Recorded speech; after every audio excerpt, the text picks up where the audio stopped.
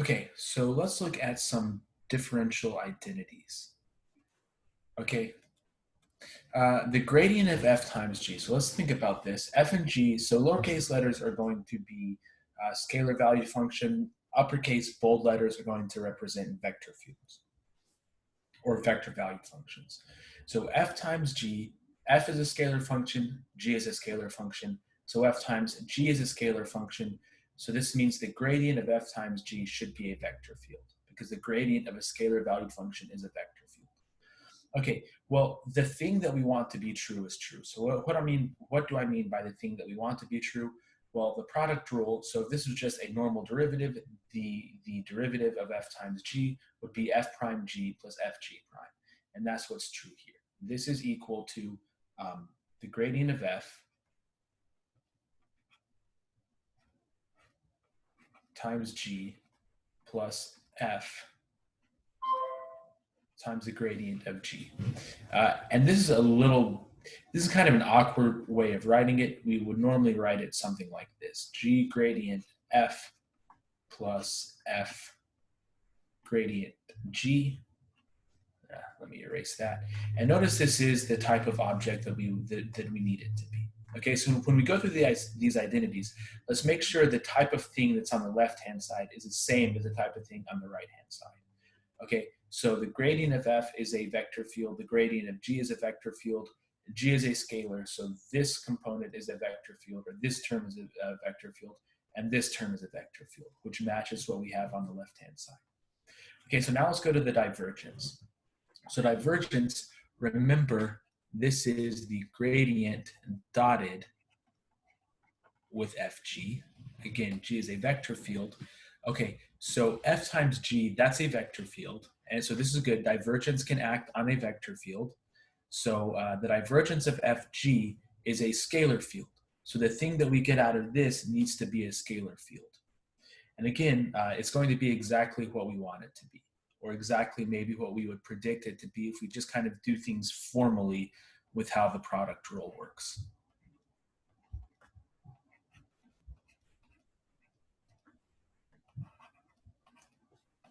Okay, so this is the derivative of f dotted with g plus f times the derivative of g. Sorry about that. Okay, so in other words, so once again, this is the derivative of f times g, where by times we mean dot product, plus f times the derivative of g, where by derivative we mean the divergence. Okay, so is the right-hand side a scalar function? The gradient of f is a vector. G is a vector, so this dot product is a scalar. So this term is a scalar, and what do we have over here? Well, the divergence of g is a scalar. F is a scalar. This is scalar times scalar, so that's a scalar. So the right-hand side is the same type of object as the left-hand side. Okay, so let's look at this. We want the curl of f times g. So again, f is a scalar field or a scalar valued function. G is a vector valued function. So f times g is a vector field. So we know how to compute the curl on fg. This is something that we're allowed to do, and we should get out another vector field. Okay, and again, this is going to satisfy a sort of formal product rule. When I say that, I mean this has the form of the product rule, just with these different operators. Okay, so let's think about this. This is the derivative of f times g, where times here is cross product, plus f times the derivative of g, where times is going to be scalar vector multiplication, and this derivative of g is the curl of g. Okay, so let's make sure we get a vector field on the right-hand side. So the gradient of f crossed with g, the gradient of f is a vector field, g is a vector field. So this term is a vector field. The curl of g is a vector field. A scalar times a vector field is a vector field. So this is a vector field. Okay, and now we're going to look at the chain rule. So we want the gradient of u of f. So here, f is a scalar valued function, and u is a scalar valued function.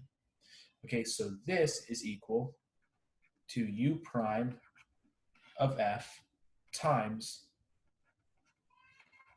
the gradient of f. Okay, so u of f is a scalar field, so its gradient is going to be a vector field. And what do we have here? Well, u prime of f is a scalar field, u is a scalar field, so this is a scalar field, this is a vector field, so scalar field times vector field is a vector field, so we get the same type of object on both sides.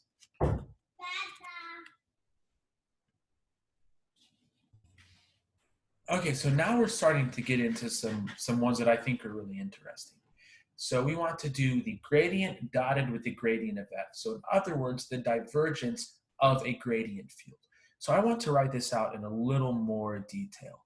So this operator, the first operator, this is x, y, z derivatives, and we're going to dot it with the gradient of f, which I'll write as fx, fy, fz.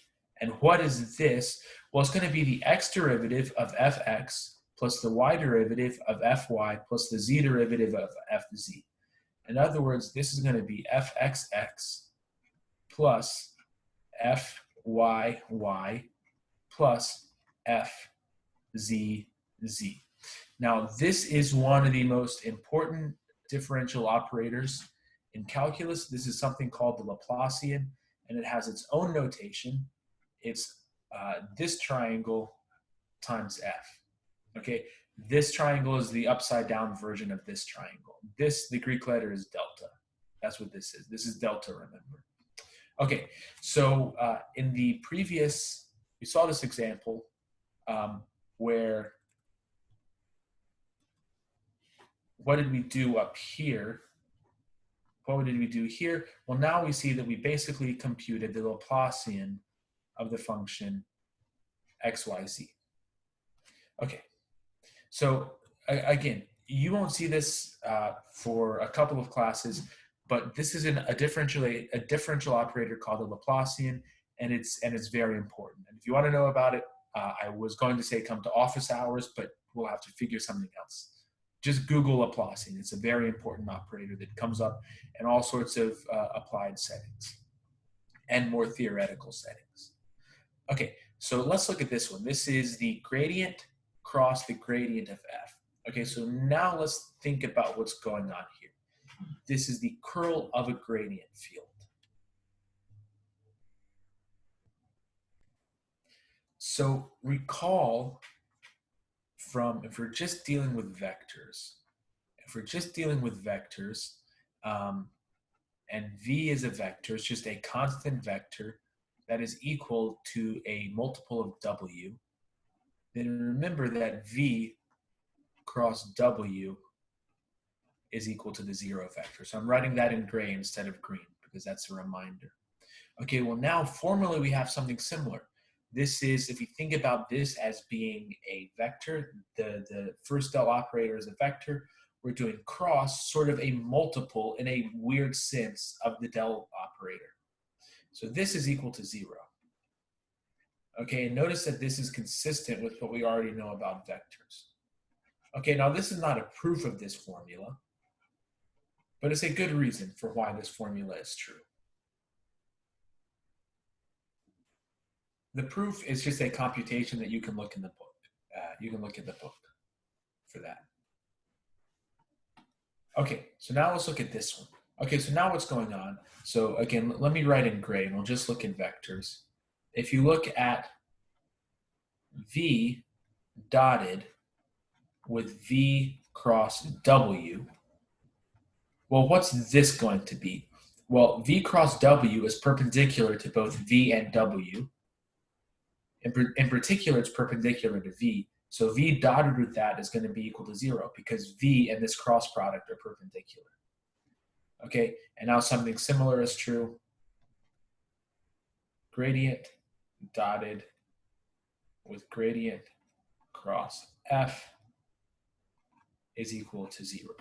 So the divergence of a curl is equal to 0.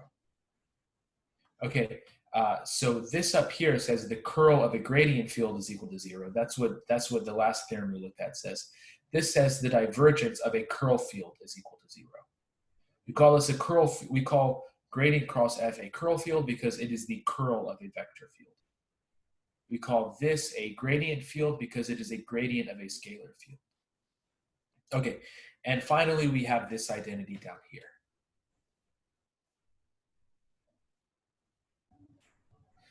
Okay, now for this one, we do need to be a little bit careful, otherwise things don't really make sense or they don't act like we want them to. So this, what we're saying here is the curl of f. So do this curl first and then compute this curl. Okay, so in other words, do this first and then do the curl of that. Okay, if you try to do somehow the cross product of these two differential operators, you'll get something that doesn't, heuristically that should be 0 because they're they're the same thing, and a vector crossed with itself is equal to 0. This is where you have to be careful with the heuristics and just make sure that you draw things or make sure you do things in the order that you should do them. And again, this right here, this is a Laplacian that we talked about up here.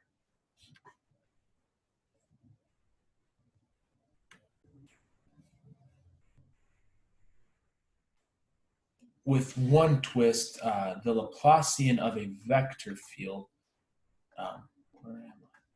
So the Laplacian of a vector field, F1, F2, F3, what this means is just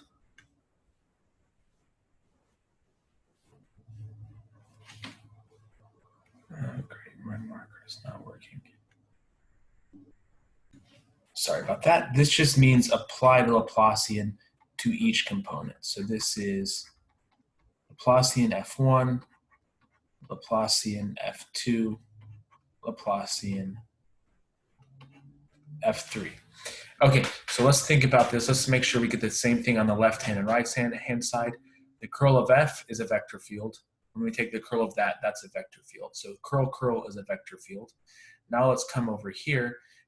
The gradient dotted with F, that's a scalar field because this is the divergence. F is a vector field. The divergence of a vector field is a scalar field. Now we're taking the gradient of the scalar field. So this is a vector field.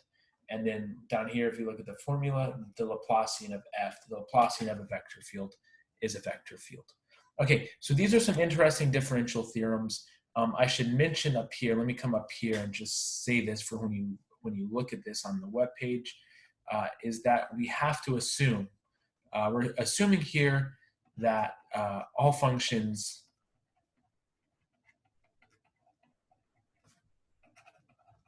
have continuous second partial derivatives, where that makes sense. Okay, otherwise these theorems aren't necessarily true. But if the functions have continuous second partial derivatives, these are true. These are some interesting theorems. They can make some computation shorter, but even better, they help us. They'll help us do some other things that we'll get to in upcoming videos.